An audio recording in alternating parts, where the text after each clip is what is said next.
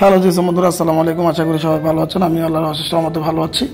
তো বন্ধুরা, আমার এই মুহূর্তে আমার এই যে আনলক টুলে একটা ইন্টারফেস খোলা দেখতে পাচ্ছেন, এবং এটার মাধ্যমে আজকে আমি একটি ফোন আনলক করবো। এই ফোনটির মডেল হচ্ছে ওপ্পো A16, অর্থাৎ ওপ্পো A16।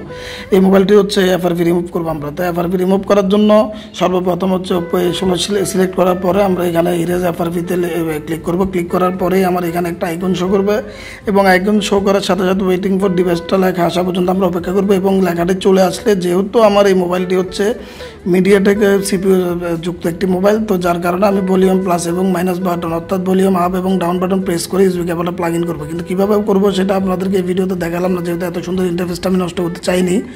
তো এটার জন্য অবশ্যই আপনারা বুঝবেন, যেহেতু আপনারা একজন টেকনিশিয়ান। তো বন্ধুরা, আমার মোবাইলটি এখনই ডিটেক্ট করবে, একটু অপেক্ষা করুন। এই যে অলরেডি ডিটেক্ট করে ফেলেছে।